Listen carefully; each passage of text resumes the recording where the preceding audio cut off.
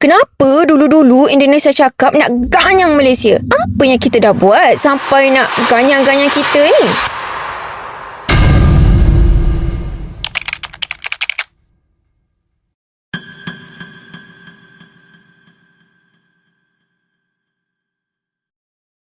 Wih, Syahira, cantiknya kicin dekat beg awak. Cantik kan? Ni bukan kicin biasa-biasa tau. Ni kicin tema Hari Merdeka. Saya beli dari kedai TikTok Mini by Mimi. Oh, comel lah. Bukan ke nanti awak je pertandingan pakaian beragam Merdeka kat sekolah? Sesuai sangat lah kalau beli cekat rambut dan bunga tangan Merdeka dari Mini by Mimi ni. Bukan tu je, diorang ada brush bunga, pengepit rambut, kicin rama-rama, semua tema Hari Merdeka. Jadikan sambutan Merdeka tahun ni lebih meriah dengan goodie special Merdeka Edition dari Mini by Mimi. Jom pre-order sekarang. Sebenarnya semua ni bermula pada 7 Disember 1962 di mana waktu tu berlaku pemberontakan di Brunei. Dari sinilah titik permulaan konfrontasi terhadap Malaysia. Masa tu negara kita memanglah dah merdeka pada 31 Ogos 1957. Merdeka! Merdeka! Merdeka! Tapi yang merdeka masa tu hanyalah Persekutuan Tanah Melayu je. Sabah, Sarawak, Singapura dengan Brunei, diorang masih lagi dekat bawah pentadbiran British. Jadi muncullah satu idea. Apa kata kita gabungkan semua wilayah ni dan tubuhkan satu negara baharu. Dan negara baharu tu dinamakan Malaysia. Hai semua, nak join kami tak? Kita merdeka sama-sama nanti. Tujuan pembentukan Malaysia adalah supaya wilayah-wilayah yang masih berada dekat bawah British dapat capai kemerdekaan melalui pembentukan sebuah negara baharu. Okey, idea ni nampak macam idea yang bernas kan? Yelah, mana-mana wilayah yang masih lagi di bawah jajahan British, kalau nak merdeka, diorang hanya perlu join satu negara nama Malaysia. Macam, senangnya kan nak merdeka. Tapi tak semua setuju tau. Tak semua. Ada yang tak puas hati. Dekat Brunei, ada satu kumpulan yang dipanggil Tentera Nasional Kalimantan Utara, TNKU. Dan diorang ni tak setuju dengan rancangan Brunei untuk sertai Malaysia. Malaysia? Tak naklah aku. Kenapa pula? Kita orang dah ada plan sendiri. Plan apa? Kita orang nak tubuhkan satu negara yang dipanggil Negara Kalimantan Utara. Yang hanya libatkan Brunei, Sabah dan juga Sarawak. Kau Persekutuan Tanah Melayu, tak ada kaitan.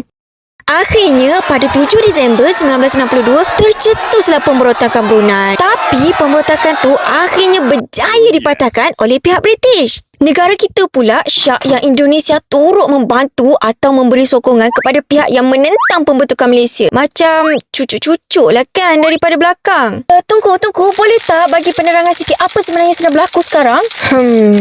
Kenapa Tunku? Saya rasa Indonesia ni senyap-senyap terlibat sama dalam pemberontakan Brunei ni. Enggak! Gua bilang enggak! Kalau gua bilang enggak, ya enggak!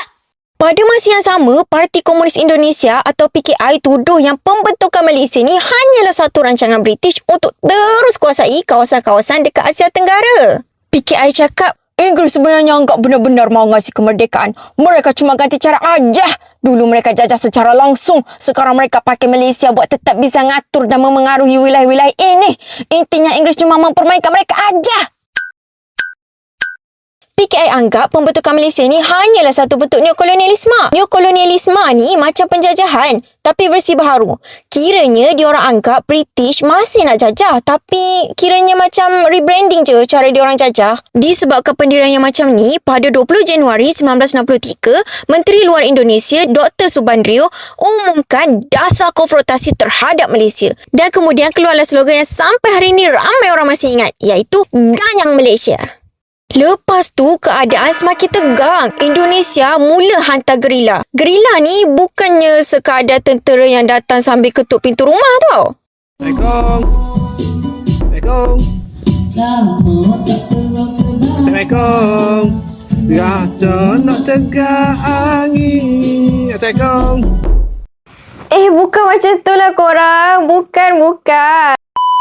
Gerila ni merupakan satu kumpulan tentera kecil yang bergerak secara rahsia, menyusup masuk dan melakukan serangan secara mengejut. Dan gerila dari Indonesia ni dihantar dekat Tebedu Sarawak dan juga dekat Kalabakan Sabah. Tak lama kemudian, seramai 30 orang gerila Indonesia mendarat dekat Labis Johor. Walaupun terus berdepan dengan tindakan dan provokasi Indonesia, Malaysia tidak memilih untuk membalas dengan peperangan yang lebih besar. Sebaliknya, Dr. Ismail Abdul Rahman cakap, kita tak semestinya kena selesaikan semua benda dengan perang. Kita boleh gunakan dengan cara rondengan. Jadi sebab itulah Dr. Ismail Abdul Rahman, Menteri Luar Negeri kita waktu tu, membawa isu konfrontasi ke Majlis Keselamatan Pertubuhan Bangsa-Bangsa Bersatu PBB.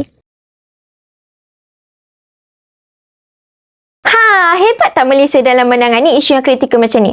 Mestilah kan? Orang bangga tak dapat jadi rakyat Malaysia.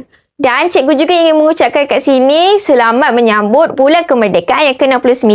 Kalau korang nak tunjukkan semangat kemerdekaan, bolehlah korang share TikTok Mini by Mimi kat sana. Ada banyak merchandise kemerdekaan untuk Hari Merdeka. Selamat menyambut bulan kemerdekaan semua.